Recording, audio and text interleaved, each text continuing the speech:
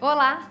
Sejam bem-vindos ao Programa de Educação Financeira nas Escolas, onde os alunos aprenderão não só a planejar as bases de sua vida financeira, como a viver de modo sustentável.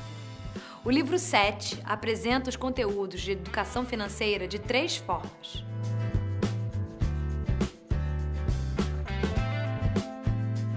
Nos textos da história, nas regras do jogo e nas tarefas propostas aos alunos no final de cada encontro.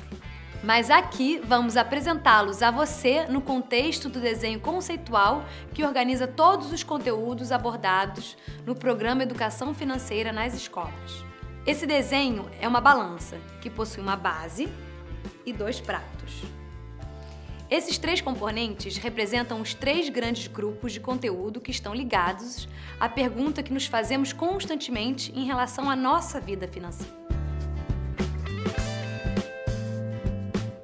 Na base da balança, um dos principais componentes é orçamento, que é a resposta à pergunta: como me organizo para fechar as contas do mês? Orçamento é uma tabela em que são lançadas, de um lado, as receitas, ou o dinheiro que entra, e do outro, as despesas, que é o dinheiro que sai. Subtraindo as despesas das receitas, o que sobra é o saldo. Se as despesas forem maiores que as receitas, o saldo é negativo. Se acontecer o contrário, o saldo é positivo. Outro componente da base da balança é planejamento, que responde à pergunta: como me organizo para realizar os meus sonhos? Isso porque planejar é estabelecer objetivos e os meios para alcançá-los. Só que, para determinar o que precisamos para conseguir alcançar nossos objetivos, é preciso fazer estimativas. Fazer estimativa significa prever quais serão os gastos e receitas em um determinado evento, ou por um certo período de tempo, semana, mês, ano ou vários anos. Uma estimativa tem mais chance de se aproximar da realidade se utilizarmos a experiência adquirida, pesquisarmos boas informações e refletirmos sobre os dados encontrados. Um dos pratos da balança trata das questões especificamente relacionadas a consumo. Em educação financeira, consumo é comprar um produto ou utilizar um serviço e deve ser feito de maneira consciente, responsável e sustentável, ou seja, avaliando sua real necessidade. O consumo deve estar ligado a 3 perguntas e para cada uma há conteúdos que a respondem. Pergunta 1. Preciso? Para tomar essa decisão, é preciso levar sempre em consideração os 5 R's: repensar, recusar, reduzir, reutilizar e reciclar.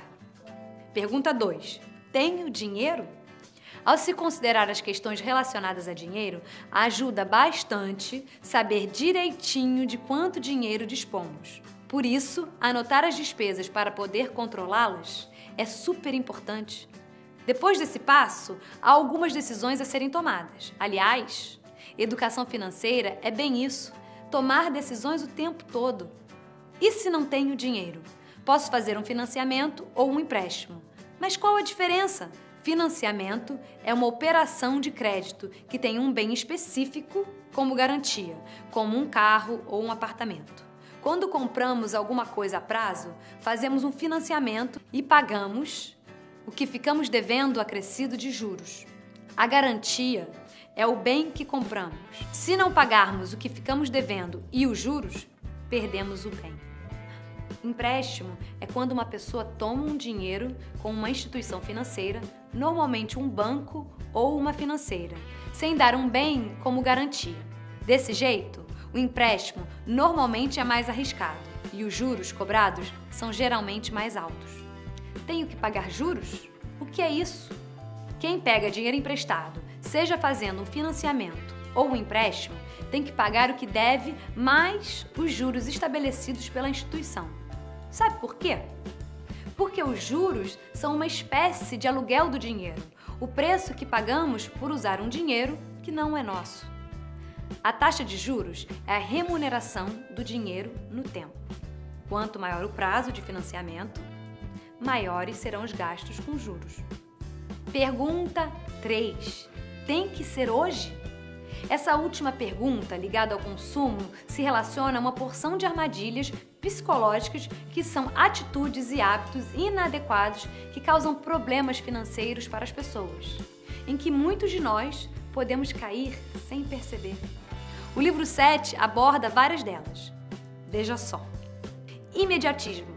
A pessoa pensa só no agora, sem se preocupar com as suas consequências ou no preço a pagar no futuro. Otimismo excessivo. A pessoa não enxerga riscos e superestima os recursos.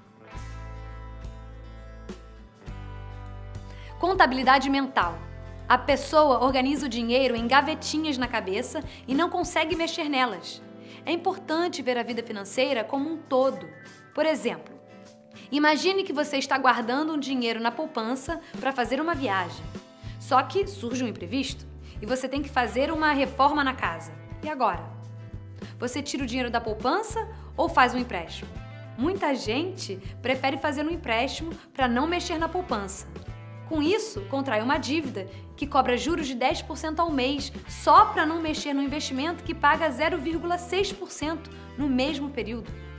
Framing ou enquadramento.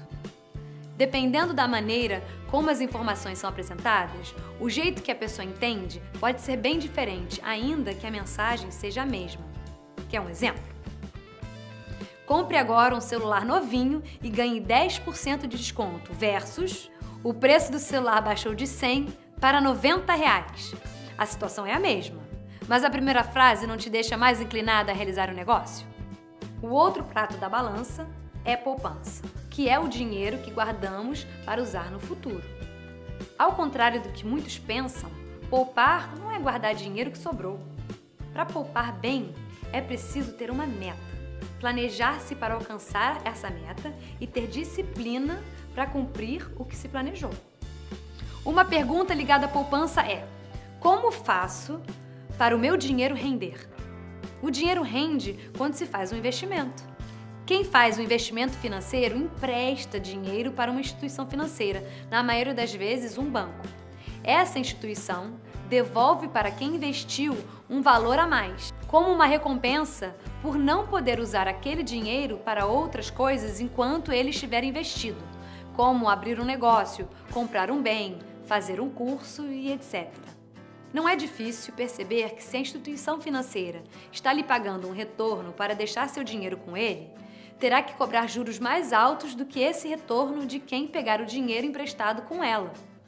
Essa diferença, o spread entre o valor que a instituição financeira paga e os juros que ela cobra, é a principal fonte de lucro dela. Os investimentos trabalham na relação risco versus retorno.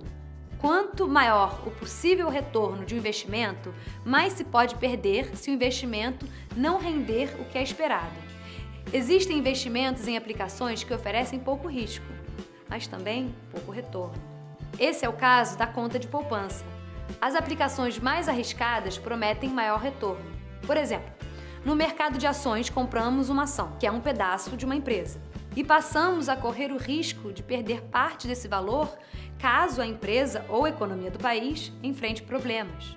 Se, pelo contrário, as condições forem favoráveis e os prazos de aplicação mais longos, o mercado acionário poderá oferecer maior retorno e razoável grau de segurança frente aos investimentos mais conservadores. Outra pergunta relacionada ao prato da poupança da nossa balança é: como me preparo para o futuro? Uma resposta a essa pergunta refere-se ao patrimônio. Patrimônio é um conjunto de bens de uma pessoa ou empresa que tem valor econômico. Pode ser um imóvel, como a casa própria, bens móveis, como televisão, geladeira, automóvel, investimentos financeiros, como aplicações em ações ou fundos de investimento. Como posso proteger o meu patrimônio? Uma das possibilidades de proteção é fazer um seguro. Seguro é o contrato em que uma das partes, a seguradora, se obriga a indenizar a outra parte, o segurado, quando acontece determinado sinistro, que é um roubo, um acidente, etc. O valor total para a contratação do seguro pago pelo segurado à seguradora é chamado prêmio de seguro. Outras medidas de proteção do patrimônio são fazer a manutenção dos bens regularmente, fazer a garantia ao adquirir um produto, instalar alarmes e etc.